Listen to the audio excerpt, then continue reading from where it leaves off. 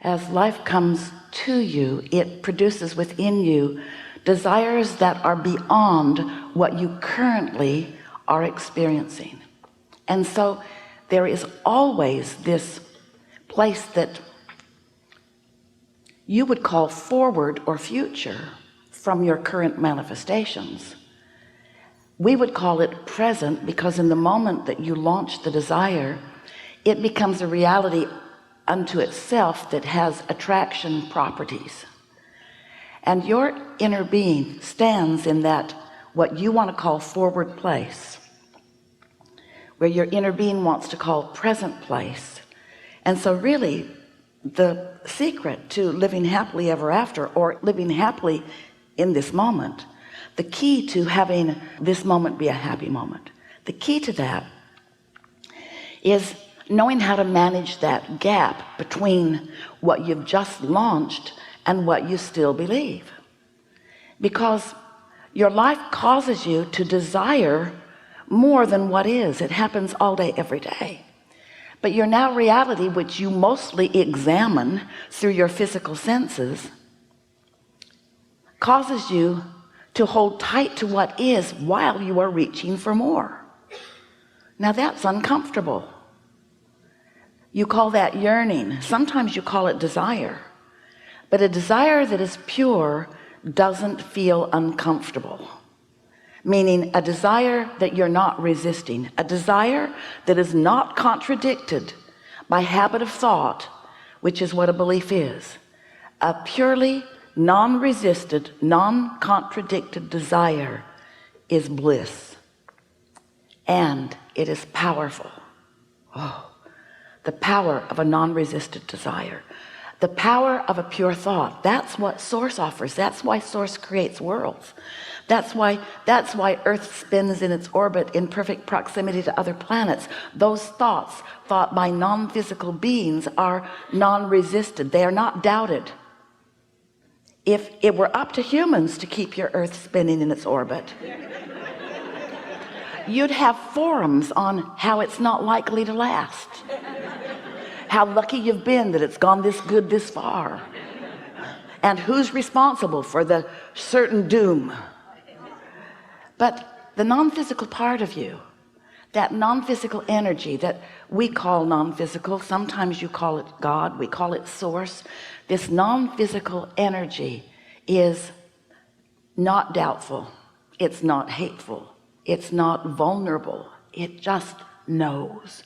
And in that absoluteness of that knowing, which just means in that non-contradictedness of that knowing, there is power that you haven't tasted yet to your full capacity. It's like the difference between non-resisted thought as compared to resisted thought, meaning a pure desire as compared to a desire that you want but you don't believe.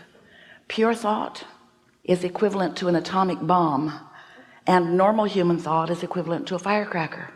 You just can't quite feel the power of the non-resisted thought, and yet every now and again you find a little piece of it and you feel the energy of it, the euphoria of it, the bliss of it, the power of it. But for most humans it doesn't last very long, because you've trained yourself and been trained by others to be so very objective, so very balanced. Let's weigh the pros and the cons and the pluses and the minuses. Let's think about what we want, but let's look at the downside of it too. And we say, don't do that. Don't contradict your thought for the sake of pleasing others who don't know better. Find something that you want and focus on it unequivocally.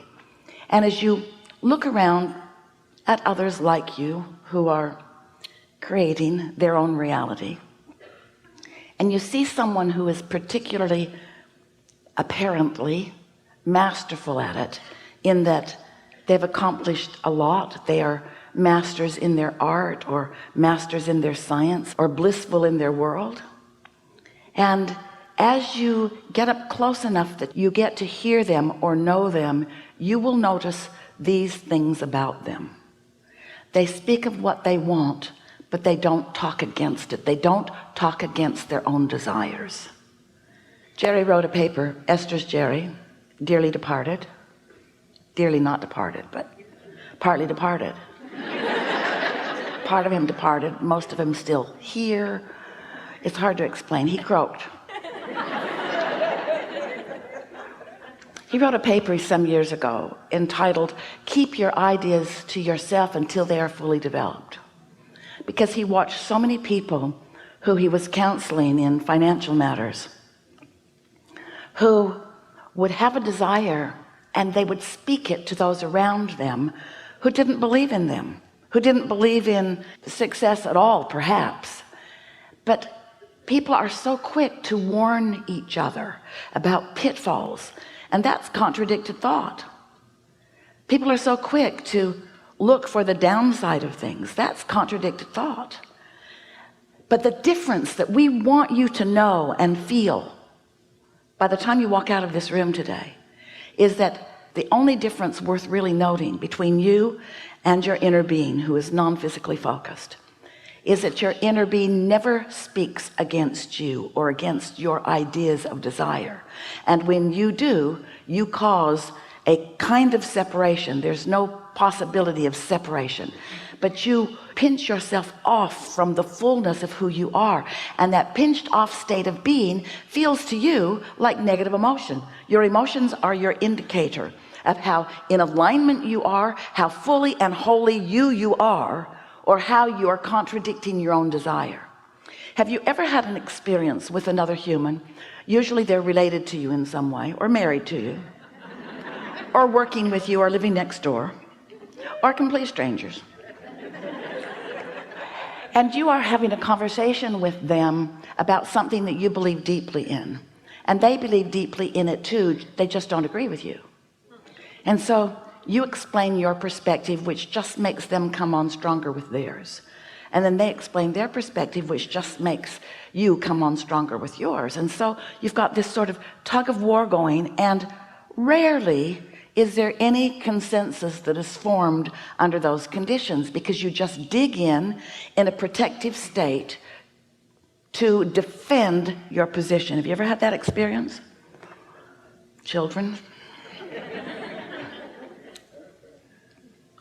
What we want you to realize is that those two perspectives are present within you, singularly, individually, you, every day, when you have a desire that you don't believe.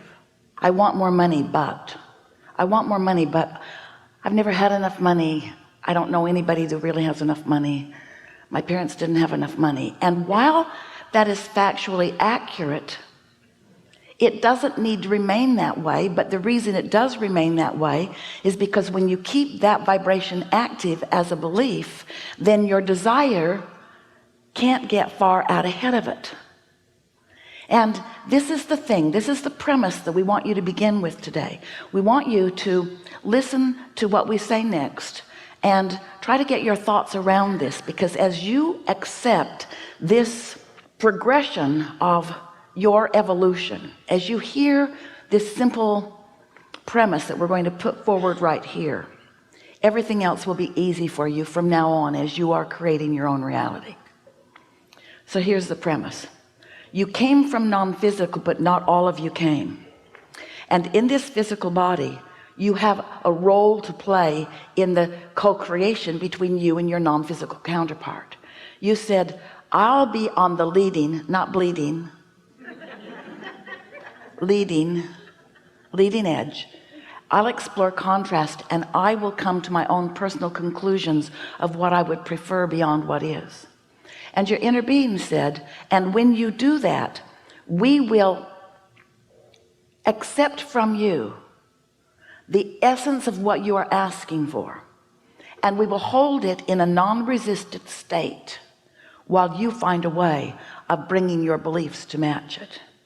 In other words, if you lived in a time and a space where there was not enough food, and starvation is what was happening all around you, and your desire for abundance of food, not just for your belly, but for the bellies of those you love, for the bellies of those that you don't even know, you and however many of you that are having the experience, usually millions, are launching rockets of desires, and all of your inner beings are receiving those requests and holding purely that thought of abundance of food.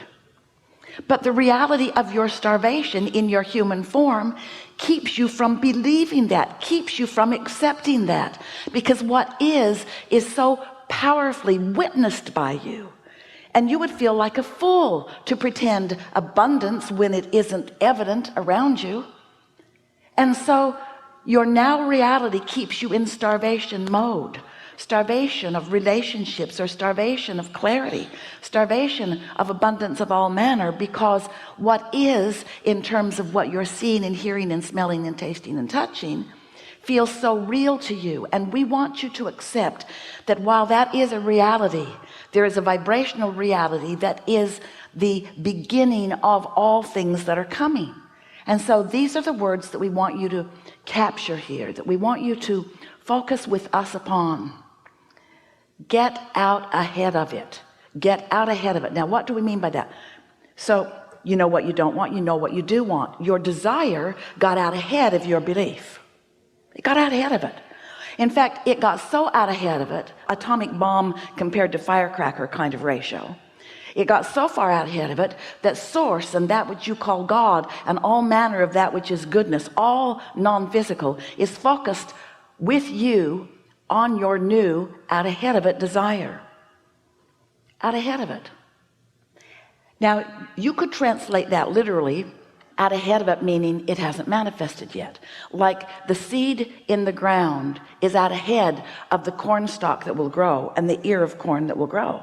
In other words, the potential is out ahead of the reality. You get what we're talking about?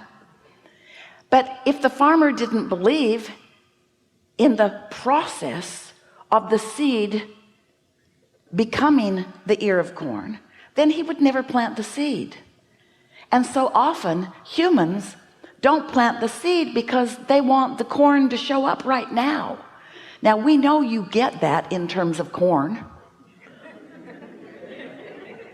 but we want you to get that in terms of everything. We want you to realize that when you launch a rocket of desire, that's a seed that is germinating in this vibrational reality and being tended by the gardener of all gardeners, that which is source energy in your inner being, and it will become that which you want it to be. But you will not witness it if you are contrary to your own desire. You see what we are getting at? You've got to find a way to believe in your own desire. You've got to believe in your own desire, which means you've got to understand the process. You've got to understand that there is a vibration that is becoming a thought, and a thought that is becoming an impulse, and an impulse that is becoming a manifestation.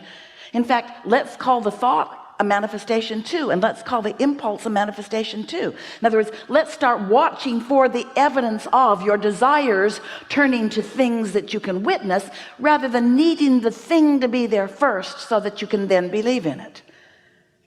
Humans say, well, I'll believe it when I see it. And we say, you got to believe it before you see it, or you can't see it. But what trips you up is that there are other things that you can see that have been created by others, or that were here when you got here, or that are easier for you to believe. So you don't quite make the equation that you as a creator, as a master of creation, have some mastery to accomplish, and you can't be lazy about it. You got to pay attention to what you're doing vibrationally. You can't just complacently move along through life observing what you want. That's a good thing because you create more of that. But when you observe what you don't want, not so good, because you create more of that. Because this is a universe based upon attraction. There's no exclusion in this universe. So when you see something that you want and you say yes to it, you're saying yes to something that you want, and there's a very good chance that you are non-resistant to that, and so it will flow easily, usually quickly, into your experience. But when you see what you don't want and you shout no at it, you're really saying yes to the thing that you do not want. So you're saying yes to not enough money, at the same time you're saying I want more money. I want more money, and yes, I want not enough money. And you want to say, no, I'm not. I'm saying yes to money and no to not enough. And we say, no, you're not. You're saying yes to money and yes to not enough money. You've got a tug of war going on inside of you, because in this universe that is vibrational, it's not verbal. Strange we verbal so much. This is not a verbal universe. This is a vibrational universe. And so you are speaking a vibrational language, and in many cases you are misusing it because you don't realize that you're speaking a